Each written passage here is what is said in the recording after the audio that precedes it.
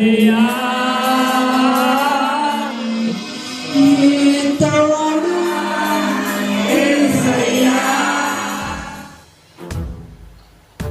వెళ్తారు, కానీ ఇరుకు మార్గం పోయేవారు కొద్దిమంది.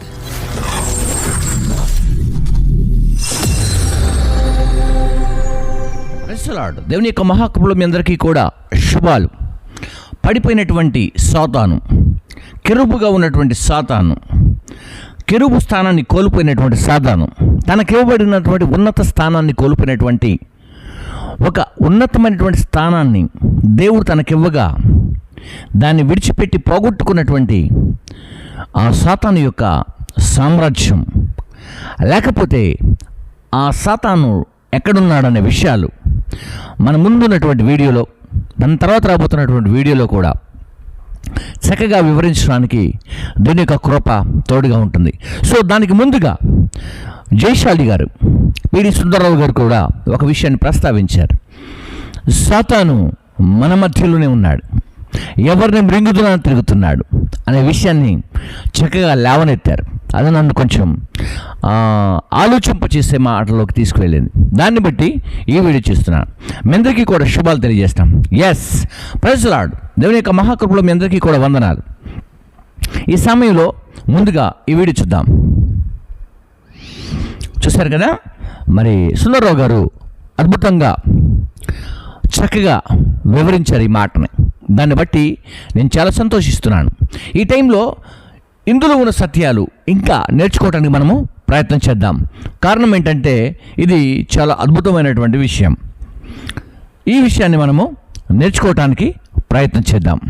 ఏమని ప్రయత్నం చేస్తున్నామో ఒకసారి మనము ఈ లోకంలో ఉన్న విషయాన్ని ముందుగా చదువుకోవడానికి మనం ప్రయత్నం చేద్దాం. మొదటి పేతురు రాసిన పత్రిక 5వ అధ్యాయం 8వ వచనంలో ఒక మాట ఉంది. నిబ్రము కలిగి బుద్ధి గలవారై మెలకువగా ఉండుడి.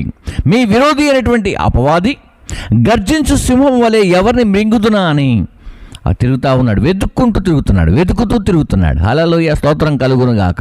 సో తిరుగుతున్నటువంటి ఈ టైంలో, ఈ తరుణంలో మనము ఇక్కడ ఈ మాట చూసుకోవడానికి మనము ప్రయత్నం చేద్దాం.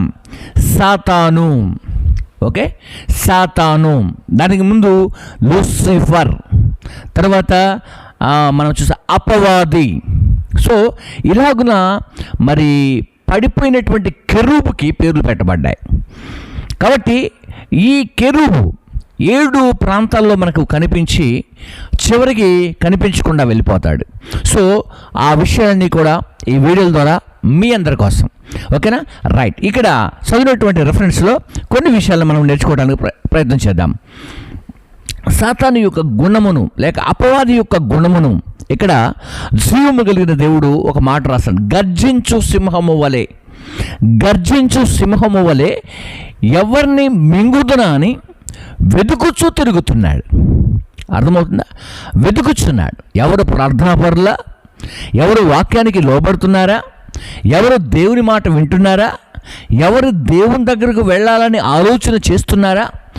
ఎవరు దేవునిని బట్టి గణపరచబడుతున్నారా? ఎవరు దేవునికి లోబడుతున్నారా? ఎవరు దేవుని యొక్క సేవను ఘనంగా బలంగా చేస్తున్నారా?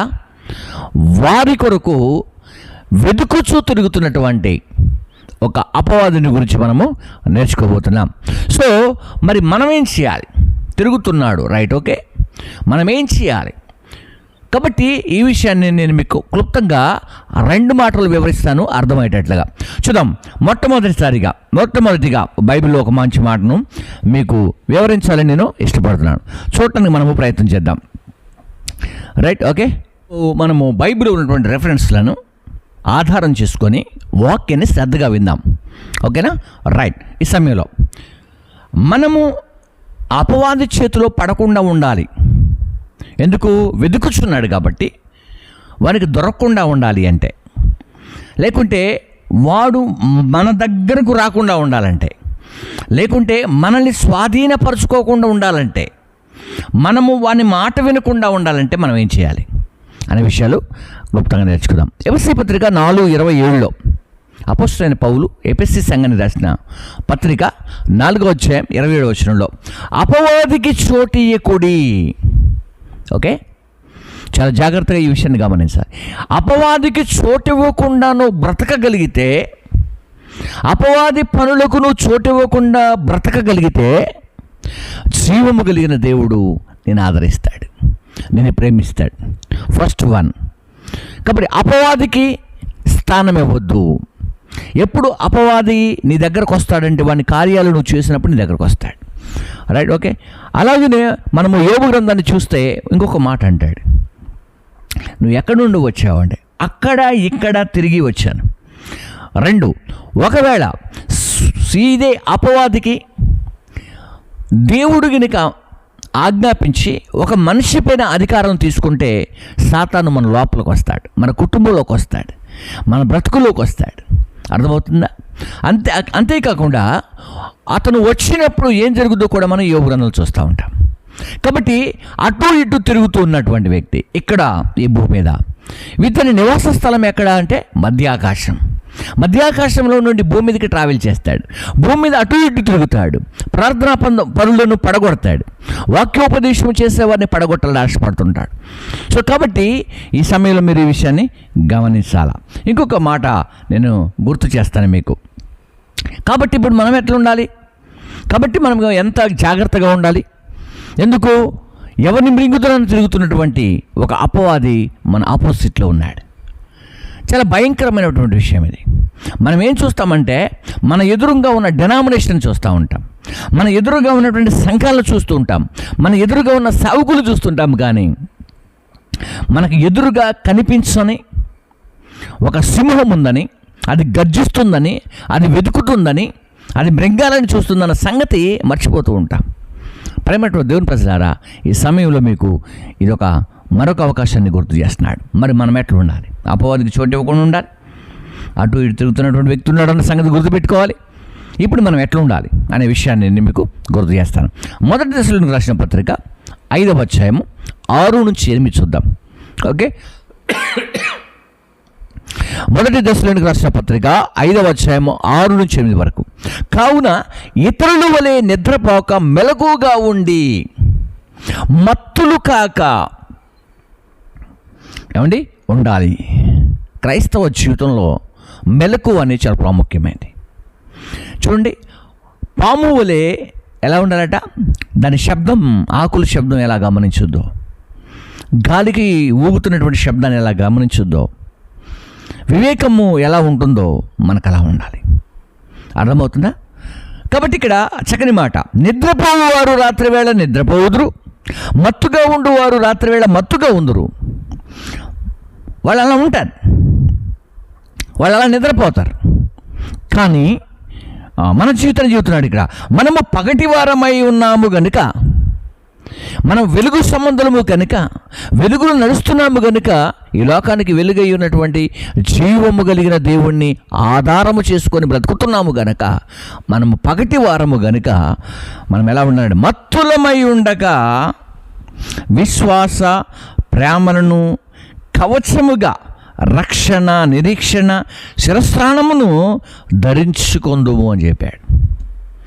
ఎస్ ఫ్రెండ్స్, ఈ ఉదయకాల వేళ దేవుని యొక్క సన్నిధిలో ఈ మాటలు వింటున్నటువంటి ప్రేమైనటువంటి తల్లి చెల్లి మీ అందరికీ కూడా ప్రభువును రక్షకుడైన యేసుక్రీస్తు నామములో శుభాలు తెలియజేస్తున్నాను. మనం డెనామినేషన్లు పట్టించుకోవాలి. ఏ డెనామినేషన్లో అయినా ఉన్నది బైబిలే, ఏ డెనామినేషన్లో అయినా ఉన్నది కూడా ఆత్మ ఒక్కటే, ఏ డెనామినేషన్లో ఉన్నప్పుడు కూడా జీవము కలిగిన దేవుడు ఒక్కడే. అయితే మనం డెనామినేషన్లు కానీ లేకుంటే ఇంకొక భేదాలు కానీ చూసుకోకుండా మన జీవితాన్ని మనం సరి చేసుకుంటూ మన బ్రతుకులో ముందుకు సాగగలిగితే మనము తప్పించుకొని మన రాజ్యము పరలోక రాజ్యము కనుక దానిని చేరుకుంటాం. ఒకవేళ మనం బైక్ మీద వెళ్తున్నాం, ఇక్కడ నుండి నేను హైదరాబాద్ వెళ్ళాలి, బైక్ మీద వెళ్తూ ఉన్నాను, నేను మధ్యలో పట్టుబడ్డాను అంటే నాలో ప్రాబ్లం ఉన్నట్టే. డ్రైవింగ్ లైసెన్స్ లేకున్నా, హెల్మెట్ లేకుండా ఎలా పట్టుబడుతున్నారు, మందు తాగితే డ్రంక్ అండ్ డ్రైవ్ ఎలా దొరుకుతున్నారు. సో అలాగున ప్రభుత్వానికి పట్టుబడ్డట్టు ఇక్కడ అపవాదికి పట్టుబడతారు. వానికి చోటు ఇవ్వకుండా, వాని వైపు చూడకుండా దేవుని వైపు చూస్తూ, అందుకే ఒక మాట, మీరు క్రీస్తుతో గిన్నెగా లేపబడిన వారైతే పైనున్న వాటిని వెతకండి అని చెప్పాడు. దేవునికి స్తోత్రం కలుగును గాక.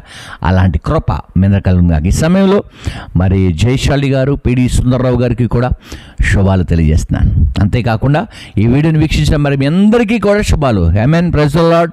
కాబట్టి మీరు ఈ వీడియోని మీకు నచ్చితే షేర్ చేయండి. That's all. మీకు నచ్చితే సబ్స్క్రైబ్ చేసుకోండి. అంతేకాని దీనికి ఎలాంటివి లేదు. కాబట్టి ఈ వీడియో మీకు నచ్చితే ఇంకొకరికి షేర్ చేయండి.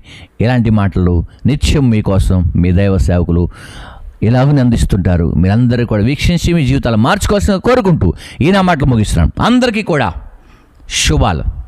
ఆమేన్, ఆమేన్.